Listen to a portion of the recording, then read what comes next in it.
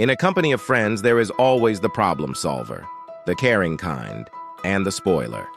Ivy is not just a caring lady, but a sweet, loving wife. But her husband, Dekunle, isn't reciprocating the same energy. You know what I mean?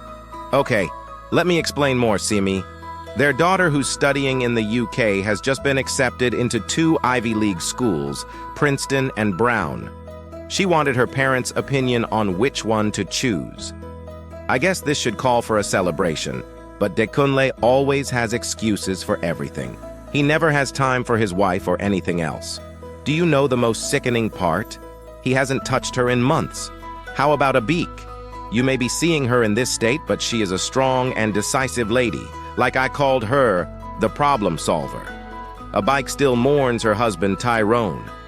Tyrone was a good man, every lady admires. And everything about Abik was a result of all she learnt from him. Then meet the spoiler, Osas. If there is no such kind of a character in a company of friends, chances are that some truth will be hidden. Osas does sugar boy stuff and Dante is next in line. I mean, she has had 3 sugar babies in 6 months. Dante made breakfast to please his girl, but Osas sees all this nice attention from men like him as an opportunity to extort money from her. But Dante is different from other guys, and as a matter of fact, he makes his own money as a model. He wouldn't accept such from her, but in Osas's dictionary, all men are jerks. These 3 friends share their concerns together. Osas was still worried about Dante's demonstrating difference among others. She's eager to know what he's up to. But that's not the problem here. Abiki is missing and they need to be there for her. The ladies bump it into Zanam. Zanam used to be the right-hand man to the lat Tyrone. He worked for Tyrone when he was alive. Now, he is overseeing the company's affairs until Abik resumes office as CEO.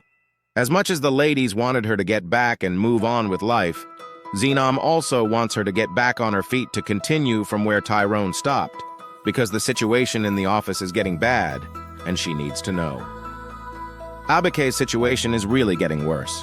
Sam, her cook, was glad to see the ladies. At least they can help bring her back to life. Abike wouldn't even want to see her friends. Trust Osas, she knows how to trigger emotions. She was already yelling at Abike to open up. Ivy wouldn't let her do such. She needs to be pampered instead. Osas got an idea. Sam should make lunch for them while they sit there until she opens the door. They talked and laughed about events they all experienced together, ideas that Abik would literally want to talk about. This is what friends are meant to be to each other. I mean, true friends are those who came into your life, saw the most negative part of you, but are not ready to leave you, no matter how contagious you are to them. Abike finally opened. Perhaps you can define their friendship in one spirit. Even in her grieving state, Osas will always tell her mind. Abike looks like shit. Ivy and Abike know how annoying she can be, but they still love her for who she is.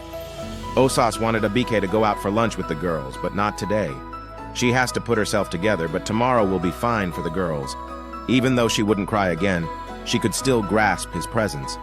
Sweet talk and memories shared, and so long as the memories of Tyrone lives in her heart, life will be better.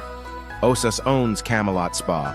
The boss lady who doesn't give a damn about men after she divorced her husband has got butterflies in her stomach over her lover boy Dante. He wouldn't pick her calls after their last argument. The girls had a time out together as promised. Good to see their friend whole again, but she has missed on what has been going on. Like she's yet to meet with Osas's new toy boy. Osas thought money could win back her man, but she was flabbergasted when Dante returned her money back. Ivy didn't stay long because she was supposed to take lunch to her hubby at the office. Abike still literally tells Tyrone about her day-to-day activities, about how she hung out with her friends, Osas' new baby boy, and Ivy's daughter's new school. I wonder how many people still do that. She remembered she needed to call Dekunle after a long time, but a lady picked the call and talked in a cheeky manner. Did Tyrone just see what happened? That should be something to worry about. She wouldn't want Ivy to see that for herself. She quickly called Ivy to know where she was, and by good luck, Ivy was yet to get inside his office. Abike persuaded her to come quickly to her house. Ivy will do anything for her friend in her present condition. Ivy came as fast as she could to know what was happening. Abike just wanted someone to be with her as a way to distract her. Ivy, as a caring friend, proposed to go to Osas's spa to wind up together. She has just saved Ivy from what seems to look like a heartbreak. Ivy and Abika are now Osas's secondary problem. All she thinks about is Dante. He's constantly posting photos on social media, but he wouldn't return her calls. She's beginning to go crazy. Dante should better have a good explanation with the attitude. Of course, you have to protect your man if he's too flawless to be noticed by women. The good thing about Dante is that at least he respected her presence. Maybe he still loves her, but wants to make her understand that he wasn't after her money. Did we forget how Ivy and her hubby Dekunle are faring? It hasn't been easy for Ivy. Dekunle kept starving her of her needs. I wonder if men do this intentionally, especially when they are having affairs outside while they could attest to their wives' fidelity. Or could Ivy be the problem here? She thought about spicing it up to drive his sexual desire. Dekunle observed the difference here, but he still acted like he didn't understand her language. At this point, you shouldn't blame a woman when she accuses her man of cheating. Abike and Osas decided to go shopping when Dekunle came in with a lady, Tessie. He introduced Tessie to the ladies, but it wasn't going down with them. Abike was familiar with the voice the last time she called Dekunle's phone, but Tessie doesn't remember coming in contact with her. Tessie gave Abik her contact card. I guess she wants to do business someday with her. But can a side chick share her contact with the friends of a married man's wife? I don't expect these ladies to be logical here. They just have to protect their friend. Osas's phone beeped, and it was her modeling baby boy posting again. What did he post again? This time, a pregnant lady. What the hell is wrong with men and their loyalty? It didn't stop there. Abike would get to the root of the matter without the consent of her friends. Dekunle was surprised to see her. She wanted to talk to him. She wanted to know what he is up to. Dekunle admitted that she's just an employee, but it seems more than an employee to Abike. She tried to talk some sense into him. Those words sank into him, I guess. Dekunle wanted to make amends, gifts and flowers, maybe Ivy's love language, but that's not what she wants right now. All she wanted was an honest conversation, but Dekunle wasn't ready to give her that. Everything is ruined again.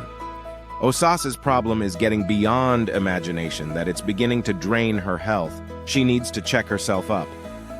Abike obliged to go with her.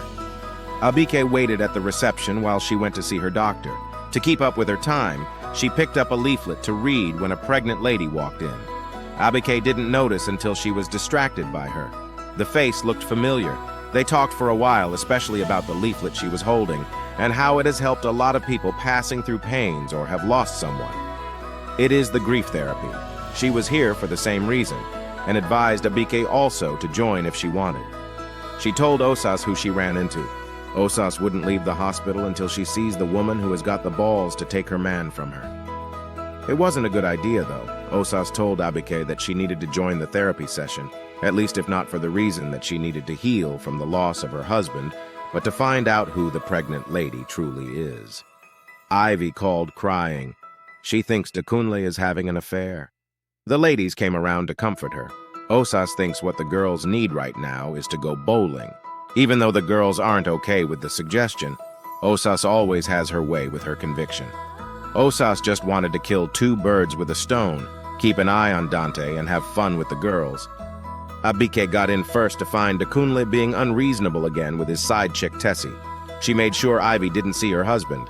Osas wouldn't stop looking at him. The girls found out Osas's reason for the sudden bowling. They just know how to manage her irritating habit. The ladies had a great time together, but Osas kept poking into Dante's business. She don't mind screaming on top of her voice, and it's becoming embarrassing to the other girls. Why does everybody want what Osas has? Abike needs to figure out something or it becomes a mess for the girls. She called Zenam to keep an eye on the girls trying to drink away their heartache. She has a bigger fish to fry. Abike poured out her heart on how unhappy she is about how he is handling his marital situation.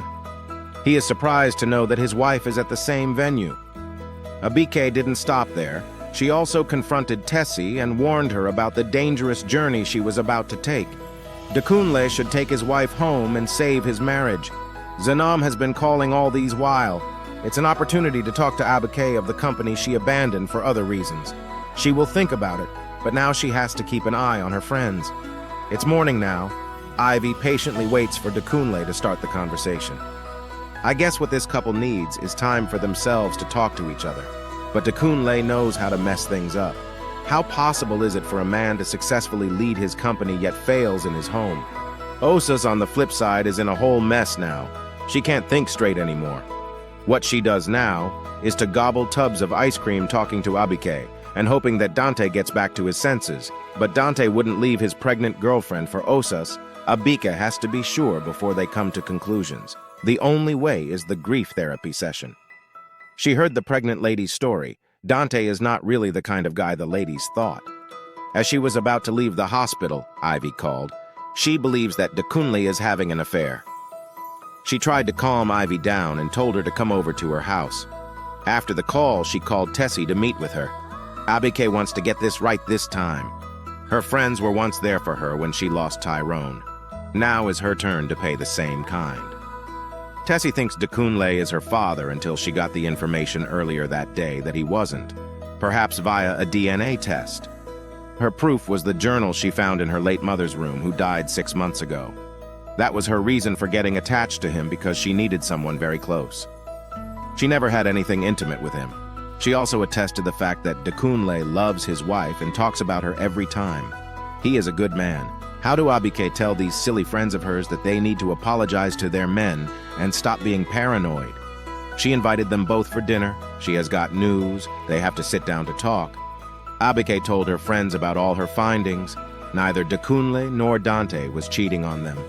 Dante is the cousin to the pregnant lady, and Dekunle dated Tessie's mom before he met Ivy.